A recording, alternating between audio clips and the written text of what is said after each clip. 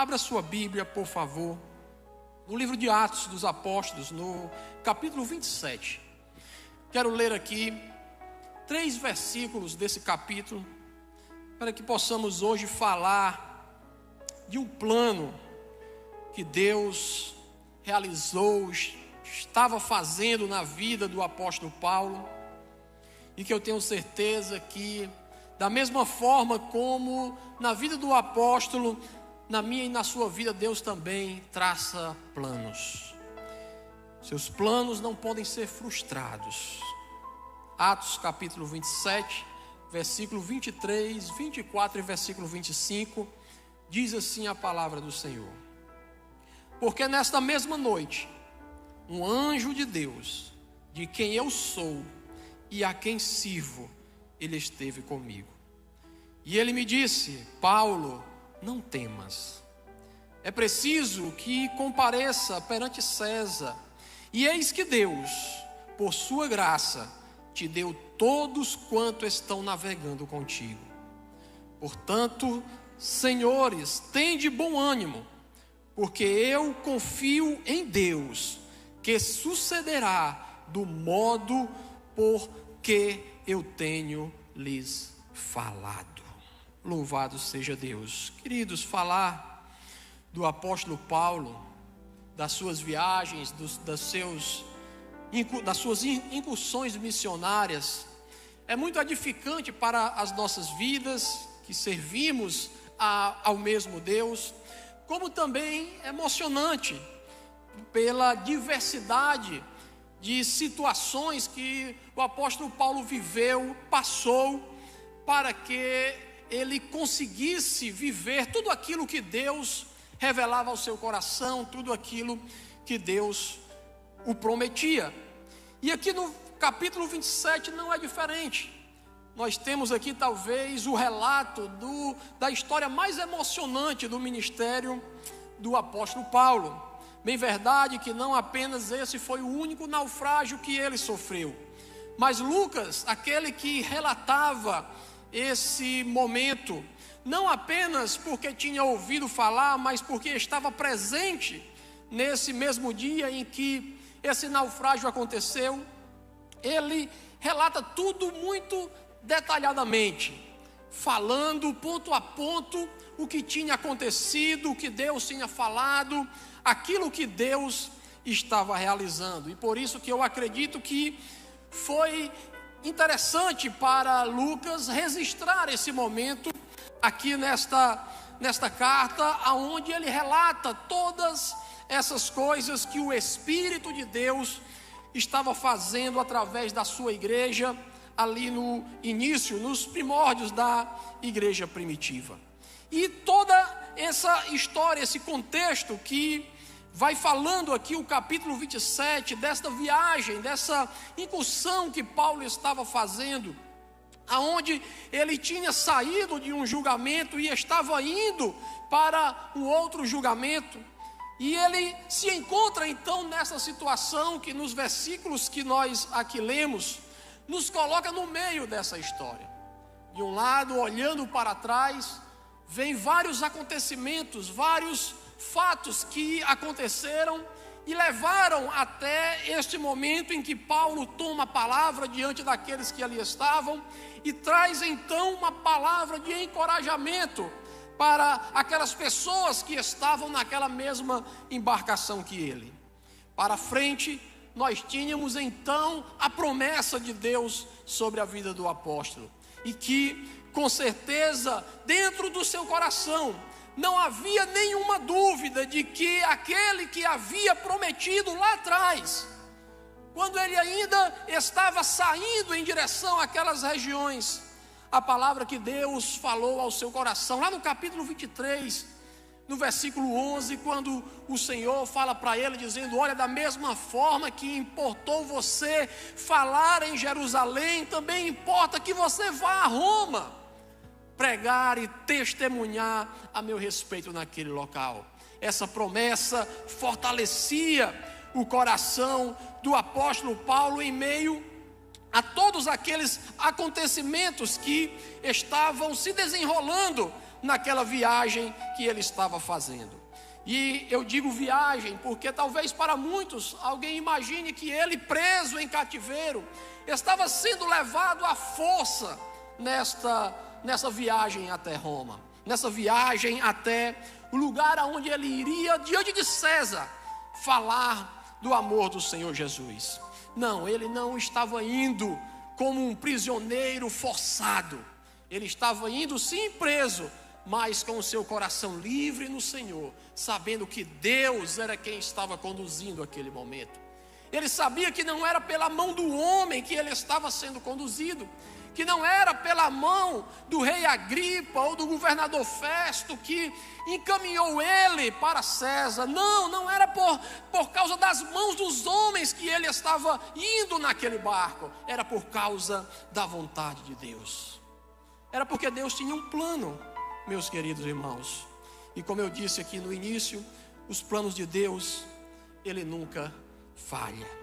Paulo estava então viajando e logo na saída, quando eles estão para sair de uma certa região, Paulo recebe do Espírito Santo de Deus uma palavra de que aquela viagem, se acontecesse naquele momento, não iria dar certo.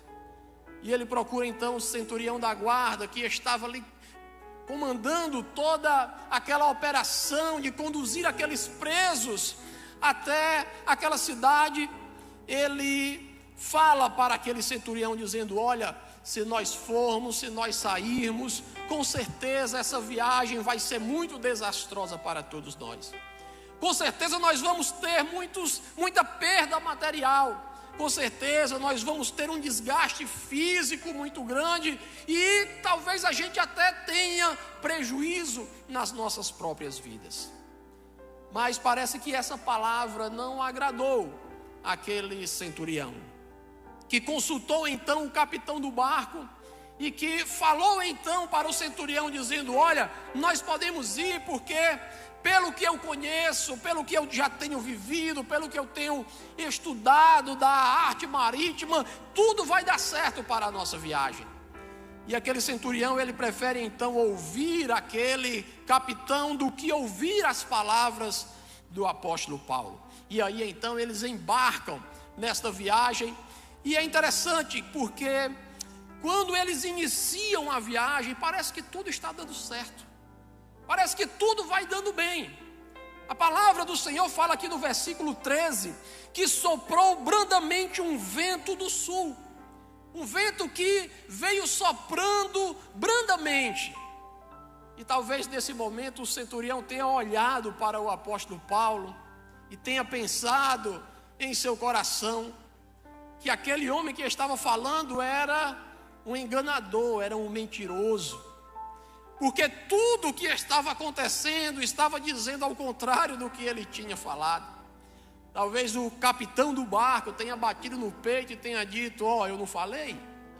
A minha experiência já sabia que esse vento brando iria chegar e que nos iria dar ali então condições favoráveis para navegarmos e seguirmos a nossa viagem. Mas a palavra de Deus diz que não muito tempo depois, desencadeou do lado da ilha que eles estavam passando um grande vento, um tufão, uma tempestade. Se levanta no mar e vai em direção ao barco que eles estão. Um vento muito forte chamado Euraquilão, que vinha do nordeste e com tanta força e com tanto ímpeto estava conduzindo esse barco à sua destruição. E aí a narrativa que é feita é que todos que ali estavam começaram a trabalhar em conjunto para fazer com que aquele barco não afundasse, para fazer com que aquela navegação continuasse, permanecesse. E aí a palavra diz que eles começaram a usar de todos os meios para poder amarrar aquele barco, porque as ondas e o vento o estavam destruindo. Imagina a situação. Um corre para um lado, segura uma tábua, mas do outro, a outra tábua já está quebrando, a vela se rasgando. Um corre para um lado, um corre para o outro, e todos desesperados, tentando fazer com que aquela situação não se agravasse. E o apóstolo Paulo, com certeza, olhando tudo aquilo, pensava em seu coração: eu avisei, eu falei que a viagem não iria dar certo, não porque eu conheço de navegação, não porque eu sou um vidente, mas porque aquele que conhece todas as coisas, aleluia, aquele que conhece os céus e o mar, tinha falado ao meu coração que esta viagem não iria dar certo. E aqui, meus irmãos, nós aprendemos com o apóstolo Paulo a nunca negligenciarmos aquilo que Deus fala ao nosso coração. Aquilo que Deus revela, Ele revela para que o seu propósito possa acontecer e os homens da terra glorifiquem ao Senhor por aquilo que foi feito. Porque pelo homem natural não se poderia saber, mas que o homem espiritual, que discerne bem todas as coisas, ele andaria com certeza, ele andaria com firmeza, sabendo que aquele que estava falando tinha todo o controle em suas mãos. A Bíblia diz que ao terceiro dia, tudo já estava destruído por cima do barco. Eles já estavam ali lançando no mar as partes mais pesadas do navio, para tentar fazer com que aquele barco não afundasse. Dias se passaram sem o sol aparecer, estrelas ninguém via, ninguém sabia qual dia era ou que horas eram. Todos estavam ali desnorteados, sem saber mais o que fazer. E aí é interessante aqui no versículo 20, do capítulo 27, quando é narrado que dissipou-se do coração de todos que estavam ali, a tripulação do barco, dissipou-se toda a esperança de se salvarem. Esse foi o momento em que todos pararam e disseram assim: agora não dá mais, agora não temos mais o que fazer. Talvez você esteja vivendo isso hoje. Como isso é interessante, né? Talvez você esteja vivendo esses dias sem nem perceber eles passando.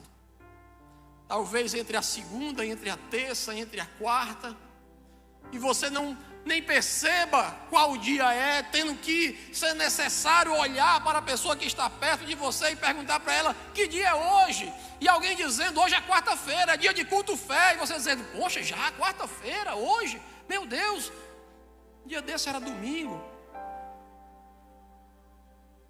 Talvez não haja mais nem esperança no seu coração, como esses homens que, diante de todas as circunstâncias, diante de tudo aquilo que eles estavam vivendo e vendo, os seus corações perderam completamente a esperança de que eles poderiam ser salvos. Esse é o seu coração hoje? Um coração que não tem mais esperança, um coração que não consegue mais enxergar aquele que prometeu, aquele que falou que tudo iria dar certo. Paulo não perdeu essa visão. A Bíblia fala que no momento em que todos estavam naquela situação, sem esperança de vida, ele se levanta e vai para o meio deles, e em pé, ele fala para todos: olha, é verdade que vocês deveriam ter me ouvido lá atrás, e não termos então saído daquele lugar onde eu tinha dito que não deveríamos sair, porque se assim fizéssemos, íamos entrar em um grande prejuízo, e olha aqui aonde nós chegamos. Talvez alguém até olhou para ele e tenha dito: Esse cara ainda vem falar isso, querer passar na nossa cara, diante de toda a destruição que nós estamos passando. Ele ainda vem querer aqui dar sermão para a gente, passar na nossa cara. Mas esse não era o propósito do apóstolo Paulo. Ele queria trazer uma palavra que animasse o coração deles. E é por isso que ele fala, nesses versículos que nós lemos: olha, hoje à noite, um anjo do Deus de quem eu sou, um Deus a quem eu sirvo, e que esteve comigo aqui no meio dessa tempestade, que esteve comigo aqui no meio de toda essa tribulação, enquanto vocês estavam aí correndo, enquanto vocês estavam aí tentando fazer com que o barco não afundasse, esse Deus, Ele esteve comigo esta noite. E Ele não só esteve comigo, mas Ele também falou algo ao meu coração, e é isso que eu quero dizer para vocês, aleluia. Eu estou fazendo uma viagem e é necessário que eu vá até César. Logo, o que está acontecendo aqui, isso aqui vai passar, mas ele não custará as nossas vidas. Ninguém aqui irá se perder, porque esse Deus de quem eu falo é um Deus misericordioso, é um Deus de graça, é um Deus de amor. Ninguém dos que estão aqui irão se perder, todos se salvarão diante desta tempestade, porque existe um plano, e esse plano inclui a minha vida, aleluia.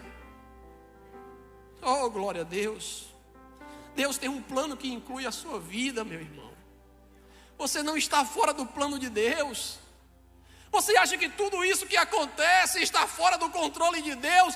Deus está no controle de todas as coisas, e o seu plano continua ativo para a glória do nome de Jesus. O plano continua ativo, e você faz parte dele. Você faz parte dele porque você está aqui, você está aí na sua casa, ouvindo essas palavras, e não foi à toa que Deus mandou te dizer que tem um plano, e que esse plano inclui você.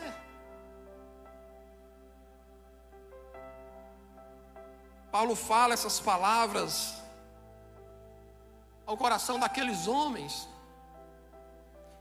e mais dias se passam, eles estão naquela situação. Mas sabe o que é interessante, meus irmãos? Agora eles não estão mais navegando só. A mesma esperança que havia no coração do apóstolo Paulo, agora estava semeado no coração de cada um deles. Eles não estavam mais navegando sozinhos, porque mesmo Deus estando lá no barco, o coração deles não conseguiam enxergar esse Deus maravilhoso. E mesmo Paulo estando lá no barco, na mesma situação, ele estava contemplando aquele que o havia chamado para glorificar o seu nome, aleluia.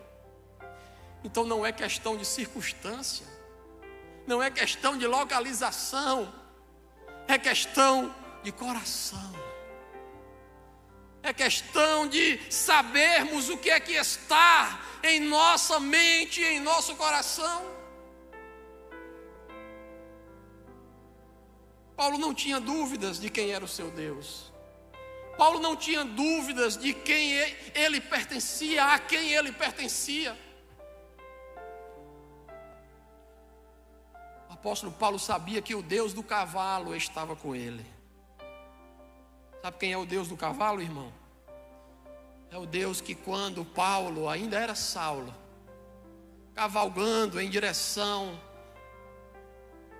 da igreja que se espalhava pela terra, querendo aprisioná-los e matá-los, aparece para ele, se revela a Saulo, se apresentando a ele, dizendo: olha, eu sou aquele que tu estás perseguindo, esse Senhor e esse Deus que esses cristãos proclamam aí, sou eu que estou aqui agora falando com você.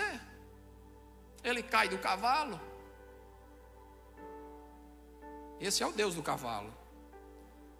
Esse mesmo Deus um dia apareceu para você.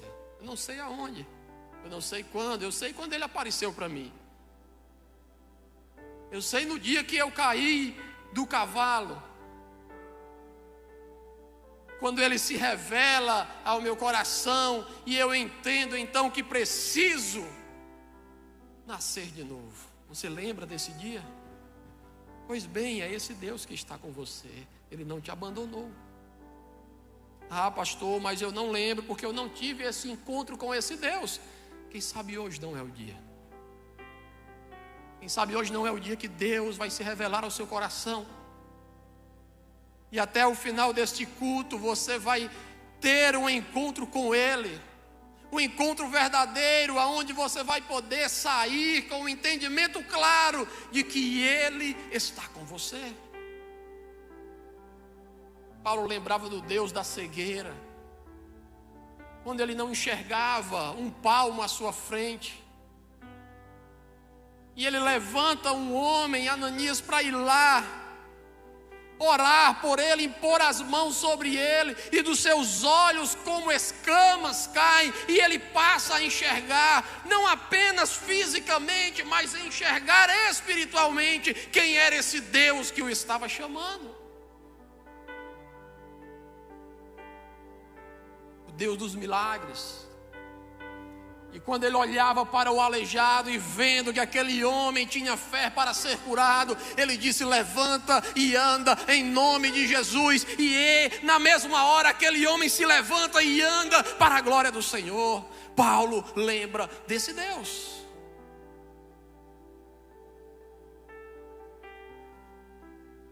Paulo lembra do Deus que chama,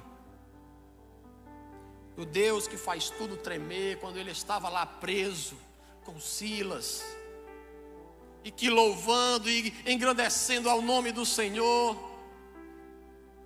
Deus faz tremer aquele lugar e as cadeias se quebram, todos ali ficam livres, mas não fogem, porque confiam naquele que estremeceu o lugar.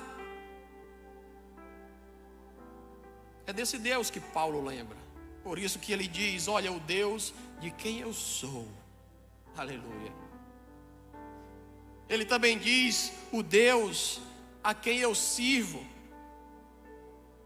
Isso fala, meus irmãos, aos nossos corações, que esse Deus que se revela aos homens, Ele não é um Deus que está para nos servir. Ele não é um Deus que está sentado no seu trono esperando a sua ordem, esperando ali o seu decreto do que deve acontecer. Paulo sabe que ele é servo, que ele é um escravo, que ele é dependente da ordem do seu Senhor, e que depois que esse Senhor fala, tudo o que vier a acontecer é para a glória dele. Oh, glória a Deus. Deus sabe a quem serve. Paulo sabe a quem serve.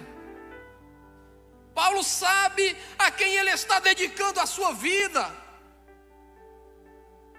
Por isso que com propriedade ele diz: olha, quando trabalharem, quando fizerem, quando se esforçarem, não façam como quem faz para agradar a homens, faça como quem faz ao Senhor. Porque Ele é o Senhor da glória, Ele é o Senhor das nossas vidas, Ele é o Senhor da sua vida. E tudo isso é possível, meus irmãos, porque era claro em seu coração. Não havia dúvidas em seu coração de quem era o Deus que o havia chamado. Por isso que o barco se espedaça todo. Alguns homens até tentam descer um barquinho menor para tentar fugir daquela situação, mas Paulo diz: olha, não deixe ele sair, porque se ele sair desta posição, ele não vai se salvar. E aí o centurião vai e manda cortar as cordas de todos os barcos e âncoras que ali estavam, porque agora o centurião também cria nesse Deus que faz todas as coisas. Você sabe, meu irmão, a quem você tem servido? E quando eu digo se sabe, não é como algumas pessoas que nós encontramos e perguntamos se ele conhece a Deus, e ele diz: sim, eu conheço. Quando nós precisamos, quando nós falamos dizendo: olha, você precisa entregar a sua vida a esse Senhor, e ela diz: eu já entreguei a minha vida a Deus. Mas tudo isso é apenas da boca para fora, tudo isso é apenas palavras religiosas que saem, não é algo que flui de um coração que crê naquele que prometeu, naquele que falou, naquele que chamou. Você sabe em quem tem crido? Será que você tem crido mais nas circunstâncias, no dinheiro, ou na falta do dinheiro? Esses dias eu recebi uma ligação de uma pessoa que falava para mim, dizia assim: pastor, eu preciso que essa situação mude para que eu creia que é Deus. Eu disse: minha irmã, se você crer em Deus, ainda que o que você espera não aconteça, você permanecerá firme como os montes de Sião. Porque somos como os montes de Sião, aqueles que esperam e que creem no Senhor. Eles não se abalam, eles não andam pelaquilo que vê, mas pelaquilo que eles creem. Aleluia. Por isso não olhe apenas para as coisas naturais, as coisas que estão acontecendo, as notícias que passam na televisão, no rádio, ou que as pessoas trazem até você. Creia naquilo que Deus fala ao seu coração, porque isso é o que importa. O que Deus fala, o que Deus diz.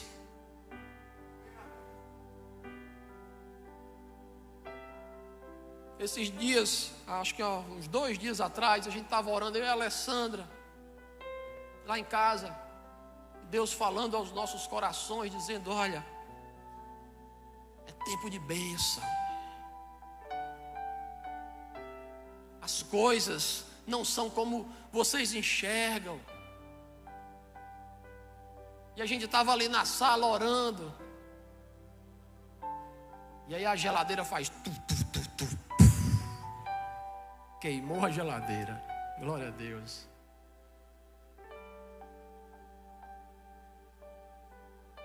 Tiramos as coisas da geladeira, fechamos ela, fomos para a sala novamente.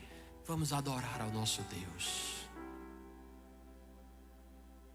Porque não é uma geladeira, não é um recurso, não é uma porta aberta, não é o que o homem prometeu, não é o que o vizinho diz que vai mover o meu coração em direção a esse Deus, mas é tudo aquilo que Ele tem ministrado desde o dia que Ele me chamou. As suas promessas não falham. As promessas de Deus não falharão em sua vida. Não importa o que o mundo passe, não importa o que aconteça, a igreja permanecerá firme para a glória do Senhor Jesus, porque essas portas do inferno, elas não prevalecerão contra a igreja, porque Deus é conosco. Senhor Deus, eu creio, Senhor, que a tua igreja está sendo purificada sobre a terra, Pai. Eu creio, Senhor, não que dias melhores no que diz respeito àquilo que nós sentimos no físico irão acontecer, mas dias melhores da tua igreja irão chegar aqui nesta terra, Senhor. Dias melhores aonde milagres acontecerão nas ruas, aonde milagres acontecerão nos postos de gasolina, aonde as pessoas estiverem, aonde a tua igreja estiver, milagres acontecerão. Eu creio em dias melhores, Senhor, aonde as famílias estarão em casa orando e o Senhor falando ao coração delas. Eu creio em dias melhores, Senhor, aonde a tua igreja chegará até os confins da terra, Deus, aonde chegará daqueles povos mais isolados, e a mensagem que chegará lá, Senhor, não é a mensagem que existe uma doença mundial, mas é que existe um Deus mundial, o Deus que cuida de todos e de todas as coisas. Eu creio nesse dia, Senhor, porque nesse dia, Jesus, vai ser o dia que o Senhor voltará. Quando o teu evangelho chegar, Senhor, a todos os povos, línguas e nações, aonde a tua igreja chegar, Senhor, em todos os lugares, nesse dia o Senhor voltará. Nesse dia o Senhor virá buscar uma igreja zelosa, uma igreja santa, uma igreja de boas obras, aleluia.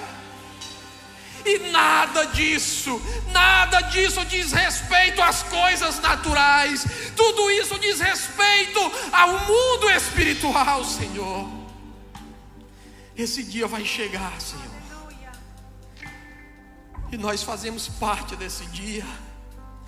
Que o Senhor possa alcançar o coração desses que estão nos ouvindo aí em casa, Senhor, que talvez ainda não tenha tido um encontro com esse Deus. Que hoje ela caia do cavalo diante de um Deus todo-poderoso, aleluia. Que hoje ela possa vislumbrar esse Jesus que cuida de todas as coisas, que não perde o controle de nada, aleluia, mas todas as coisas estão acontecendo segundo o conselho da sua vontade. Deus, em nome de Jesus, guarda os corações da tua igreja, as famílias, Senhor, que hoje estão privadas de se reunirem, Senhor, como igreja nos templos, mas que podem se reunir em casas, mas que podem se reunir nas ruas, nas praças, mas que podem se reunir, Senhor, em bate-papos online, Senhor, em reuniões onde pessoas do mundo inteiro se encontram para orar. Oh, aleluia, Senhor.